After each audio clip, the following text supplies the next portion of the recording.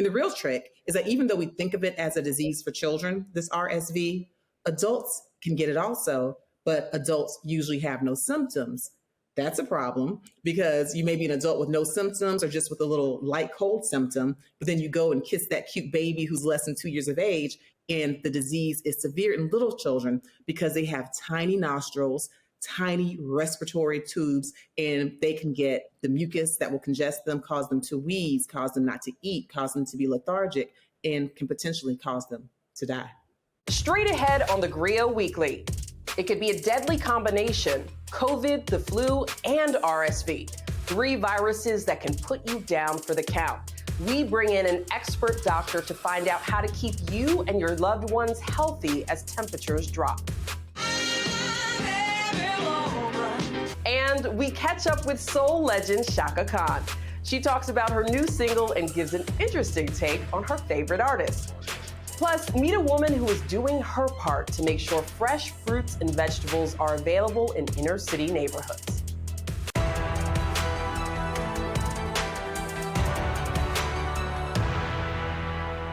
Hello, and thanks for joining us on the Griot Weekly. I'm Natasha Alford. The Griot Weekly is your source for all the best the Griot has to offer from our many different platforms. From entertainment to politics to social issues, we got you covered. We kick off today's show talking about the change in seasons.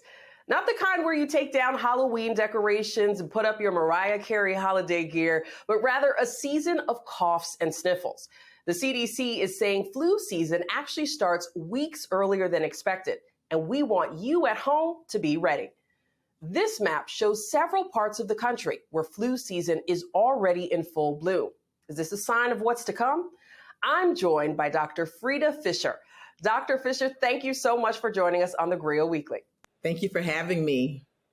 All right, so let's dive right into this. I want to know, why is flu season ramping up so early, and is this a sign that we're going to have a bad winter? I hate to be a pessimist. I am a glass half full kind of a person, but it does look like it's a sign that the winter is coming. It's here. It's early. The flu season is so bad because it was so good over the past 2 years when we were all trying to protect ourselves from the pandemic, from COVID-19, by wearing masks and socially distancing. We were also effective in protecting ourselves against the flu and other respiratory viruses. So what happened? That means that there were many of us who were not exposed to the flu virus. And so now that people are out and about not wearing masks and feeling like they're brand new again, now they're getting exposed to the flu. We're getting the season early. It's severe, and it could be a real problem in the months to come. Yeah, you actually touched on something that I was curious about, right? Like, I'm not a scientific expert by any means, but I was home last winter. A lot of other people were home really the past 2 winters because of COVID. And so I was wondering if that made us more vulnerable. And it sounds like that does play a part. How exactly does that work?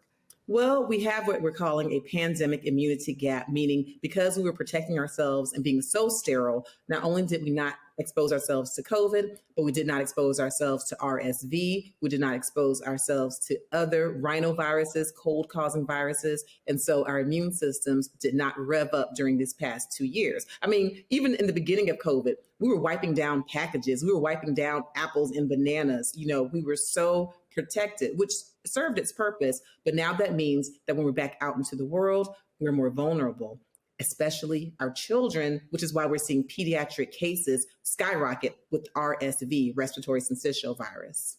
Oh yeah, I can definitely relate to that. RSV did hit my household and it was rough. The cough it's not a nice cough. It's like a really nasty cough, especially if you have a little one at home.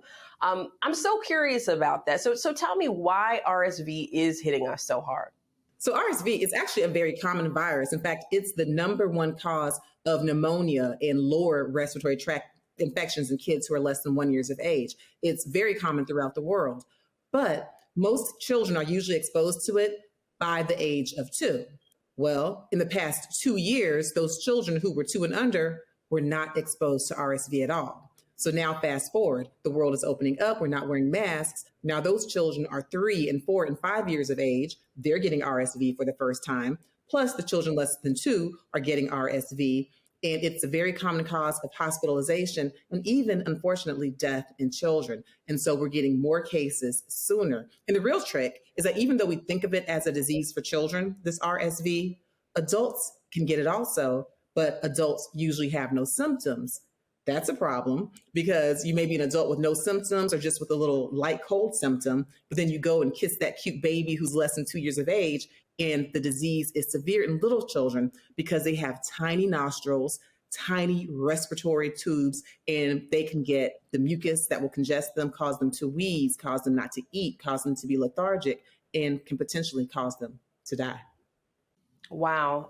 Our thoughts and prayers definitely go out to the families who are dealing with this right now. We know that many hospitals are full and really at their brink with young children. And I'm really glad that you brought up that point, Dr. Fisher, about adults who can also get sick. So definitely take note. I read that, cancer patients in particular are really vulnerable if you're immunocompromised. So this is something that we all should care about. I want to ask you also, Doctor, about the flu. Right? We've been dealing with COVID and RSV, but the flu is something that people still kind of sleep on. Is it too late to get your flu shot, your flu vaccine if you haven't gotten it? Tell us what we can do about the flu. Natasha, it is not too late. If you have not gotten your flu vaccine, please run, don't walk, and get it. Because yes, people do sleep on the flu. They think, maybe it's just a little cold, or I never get the flu and I'll be fine. But the flu can kill people. And already we're seeing cases higher than we've seen in over a decade, back when we had the H1N1. And that's when, oh my gosh, I was a relatively new doctor in the hospital. And that's when I was seeing young, healthy people die from the flu. And so it can happen. With the flu, it's not just your typical cold. You can get very high fevers, 103, 105. You can even have complications like pneumonia from the flu, or encephalitis, where you get the viral infection that affects your thinking and it can cause very major issues. And again, it can lead to death. The thing about the flu is that our vaccines are very preventive, and we change the vaccines each year so we can keep up with the current strain. And even if you still do get the flu after getting the flu vaccine, it certainly will help you to not be hospitalized or not to die. So folks should not sleep on the flu. I have patients who die from the flu who get severely ill. And especially if you're someone who is immunocompromised, very old, or if you have chronic lung disease, chronic kidney disease, a transplant patient, a patient who's HIV positive, because the flu is an inactivated vaccine, meaning it's from a dead virus, you cannot actually get the flu from the flu shot. And so if you're immunocompromised, talk to your physicians and make sure you get vaccinated from the flu. Thank you for making that point. I'm sure that there are other people who are curious, can they get the flu shot and the COVID vaccine at the same time? They might be worried about what the consequences are, but it sounds like it is safe.